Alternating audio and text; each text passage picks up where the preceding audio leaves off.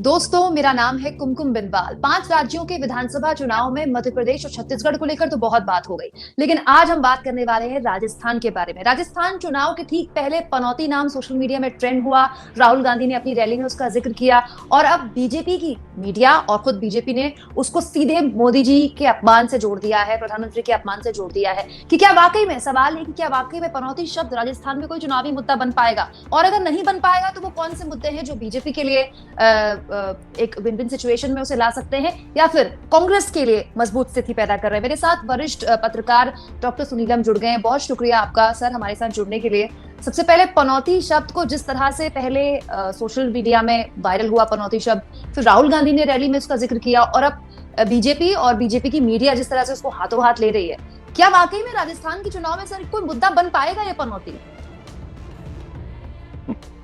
मुझे नहीं लगता कि कोई मुद्दा बन पाएगा, लेकिन मुद्दा बनाने की कोशिश हुई है। ये जो हमारा समाज है, धर्म भीरू समाज है और इसमें भाग्य का बहुत बड़ा रोल है।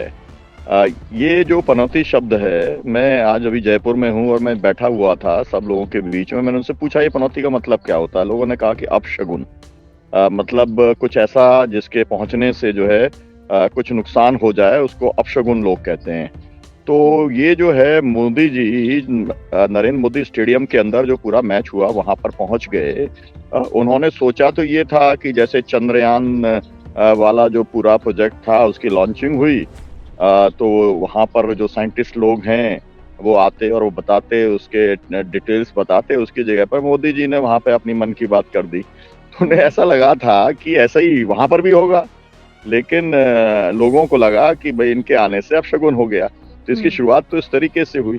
हम तो ये मानते हैं कि ये देश के लिए अपशगुन हो गया कि जो जिस तरीके से 2014 से वो राजकाज चलाने का काम कर रहे हैं, जिस तरीके से बड़े पैमाने पर बेरोजगारी बढ़ी, महंगाई बढ़ी, नोटबंदी हुई, जीएसटी लगी, अचानक जो है लॉकडाउन हो गया, उससे जो है असल में देश की हालत बहुत गंभीर हो गई है। क्योंकि मैं तो गाँव में काम करता हूँ, किसानों में काम करता हूँ, और जो है वो अपना एक तरीके से जो निर्णय कर लेते हैं। मैं किसान आंदोलन से जुड़ा हुआ हूँ, संयुक्त किसान मोर्चे के साथ में जुड़ा हूँ, और हमने देखा कि वो अचानक अपने मन से वो 3 किसान विरोधी कानून ले आए, मन से फिर उन्होंने पीछे हटा दिया।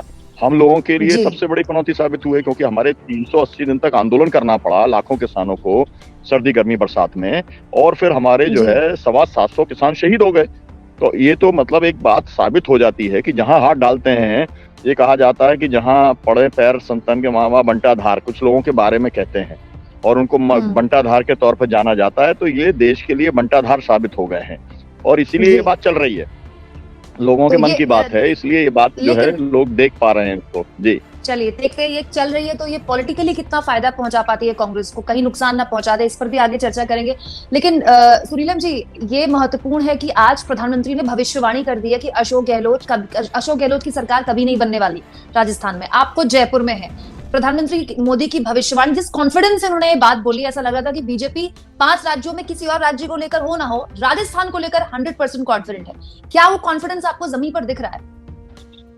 देखिए, ये जो है डेस्परेशन का, मरता क्या नहीं करता। तो उन्होंने सोचा, जैसे कहते हैं ना कि ये ट्रम्प कार्ड, वो उन्होंने कर दिया कि अरे भाई प्रधानमंत्री बोल रहे हैं, उनके पास तो सब एजेंसीज के फीडबैक रहते हैं, उनके कंट्रोल में तो ईवीएम है, चुनाव आयोग है, इसलिए वो बोल रहे हैं। लेकिन मुझे नहीं लगता है कि उनके कॉन्फिडेंस का कोई आधार है, क्योंकि मैं जितना राजस्थान के अंदर मैंने देखा, यहाँ पर नेक टू नेक गहलोत ने जो 7 गारंटी दी हैं, और विशेष तौर पर ये जो 25 लाख वाला जो बीमा वाला जो उनका एक स्कीम थी, जो बहुत पॉपुलर रही, उसके अंदर अब पैसा जो है उसे 50 लाख तक करने का काम कर दिया गया है, उसका बहुत भारी इम्पैक्ट है। और इसलिए ये कहना, कोई भी व्यक्ति जो आएगा राजस्थान में, वो ये नहीं कह सकता कि यहाँ पर जो है इतनी भारी एंटी इनकम्बेंसी है। तमाम सारी प्रॉब्लम है, कांग्रेस की अपनी गुटबाजी का मसला है, कांग्रेस के अंदर रिसोर्सेज का भी एक तरीके से सत्ता में होने के बावजूद भी रिसोर्स क्रंच दिखलाई पड़ रहा है।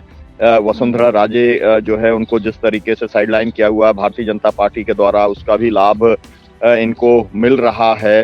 तमाम सारी बातें हैं, लेकिन मुझको ऐसा लग रहा है कि वो अपना स्कोर सेटल करना चाह रहे हैं, जो है उनके अशोक गहलोत जी के साथ में। किसी प्राइम मिनिस्टर के लिए, किसी चीफ मिनिस्टर के साथ में इस तरीके से स्कोर सेटल करने की बात जो है वो पसंद में नहीं करते हैं लोग। इस बात को, और ये भी कहना पड़ेगा। देखिए इस राजस्थान के अंदर जो मैंने सुना, और मैं जानता भी हूँ, अशोक गहलोत सबसे पॉपुलर लीडर हैं, उसके बाद में वसुंधरा राजे हैं पॉपुलर लीडर। अब मामला ऐसा है कि अगर देखिए यहाँ पर, क्योंकि जैसा मैंने कहा मुझे दिखलाई पड़ता है कि बिल्कुल नेक टू नेक फाइट है, उस नेक टू नेक फाइट के अंदर अगर भारतीय जनता पार्टी ने प्रोजेक्ट कर दिया होता कि वसुंधरा राजे को चीफ मिनिस्टरशिप देने वाले हैं, तो मुझे लगता है कि शायद एज मिल जाती बीजेपी को। लेकिन क्योंकि उनको नाम सामने नहीं रखा, उनके लोगों को कम से कम उम्मीदवार 200 में से मुश्किल से 40-50 सीटें उनको दी गई, इसीलिए मजबूरी में उनको जो है अपने लोगों को निर्दलीय चुनाव लड़वाने के लिए मजबूर होना पड़ा। लेकिन ये भी लोग कहते हैं कि अगर जरूरत पड़ गई, अगर मामला टाई का हो गया, दोनों के आसपास की सीटें आ गई, तो सबसे पहले कौन मदद करेगा? तो लोग ये कहते हैं कि सबसे पहले वो मदद करेंगे जो इनके खुद के अपने मतलब निर्दलीय उम्मीदवार जो होंगे, जो कि इनके वसुंधरा जी के जीते होंगे, सबसे पहले वही मदद के लिए आगे आएंगे अशोक गहलोत को चीफ मिनिस्टर बनाने के लिए, अगर उनका खुद का अपना जो है वो नहीं होता है तो, मतलब अगर वो खुद नहीं बनने वाली होती हैं तो। और खुद को तो भारतीय जनता पार्टी ही नहीं बनने देगी, क्योंकि जो कमांड है, हाई कमान, वही उनके खिलाफ में है। तो ये स्थिति मुझको यहाँ पर दिखलाई पड़ रही है। मैं एक और बात कहना चाहता हूँ, देखिए इसमें जी कांग्रेस का एक अपना जो नुकसान है ना, वो नुकसान जो है वो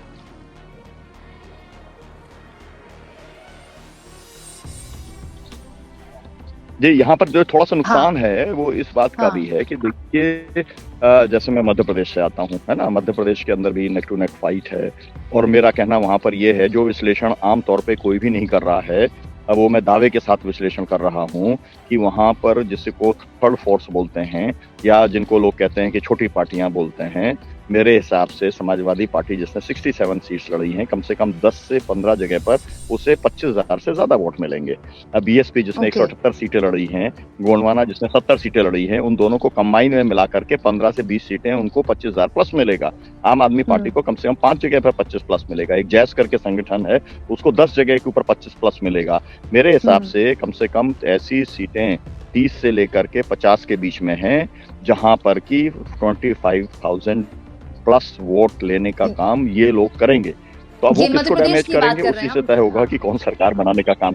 अब मैं ऐसी राजस्थान की बात अब करना चाहता हूँ, है ना। राजस्थान के अंदर सबसे इनके लिए आसान था, सीपीएम के साथ में बातचीत करते, सीपीएम 4-5 सीटें की बात थी, उनको वो देने का काम करते, तो कम से कम जो उन लोगों ने कैंडिडेट्स उतारे हैं, शायद 15 या 19 कितने कैंडिडेट्स उतारे हैं, वहां पर आप उसमें सोचिए कि कम से कम 4-5 सीटों के अंदर तो मैं, जो मेरे पास फीडबैक आ रहा है, वो एकदम विनिंग स्थिति में है। 2 तो उनके पास में थे ही थे, और ज्यादा कई जगहों पर वो नंबर 2 थे। तो मेरा मतलब ये है कि इन्होंने, और दूसरी बात मैं आपको बताऊं, राजस्थान को लेकर के सबसे बड़ा जो प्रॉब्लम है कांग्रेस का, वो प्रॉब्लम ये है कि जो पूरा भीलांचल है, जो उदयपुर का पूरा इलाका है, उस इलाके में 2 पार्टियां हैं। एक बाप करके पार्टी है ना, जो भारत इसकी पार्टी, और एक जो है बीटीपी है, जो ट्राइबल्स की पार्टी है। ये दोनों they are performing so well, वहां पर इतना बढ़िया वो लोग कर रहे हैं कि उनके उम्मीदवार जो है कम से कम 2, 4, 6, 8, 10 जीतने वाले हैं। तो कुल मिलाकर के वहां पर जो है कांग्रेस को सबसे ज्यादा नुकसान अगर हो रहा है तो हो रहा है, तो मतलब वहां पर फिर बीजेपी वर्सेस ये पार्टियां ट्राइबल पार्टीज हो गई है। कांग्रेस वहां पर जो है कई जगहों पर नंबर 3 पे दिखलाई पड़ रही है। तो ये एक इनका सेल्फ गोल है, मतलब कांग्रेस की जो एरोगेंस है, लीडरशिप की जो एरोगेंस है, वो शायद इसलिए है कि उनको लगता है वो देवर शायद ओवर कॉन्फिडेंट थे। मध्य प्रदेश में भी और राजस्थान में भी उन्हें लग रहा था कि हमें किसी की जरूरत नहीं है। जी, चुनाव से पहले जो अशोक गहलोत और सचिन पायलट के बीच दोस्ती करवाने की कोशिश की गई, एक कम से कम दिखाने की कोशिश की गई, वो कितना काम आएगा नहीं आएगा इस पर बात मैं आगे करूंगी सुनील जी। लेकिन मुझे ये बताइए, प्रधानमंत्री मोदी को अचानक से इस तरह के भाषण क्यों देने पड़ रहे हैं? पहले पीएम मोदी ने कहा भ्रष्टाचारियों के खिलाफ ऐसे बटन दबाओ जैसे फांसी दे रहे हैं, पीएम देश के प्रधानमंत्री फांसी दे रहे हैं, इस तरह की बात अपील कर रहे हैं देश के वोटर्स से।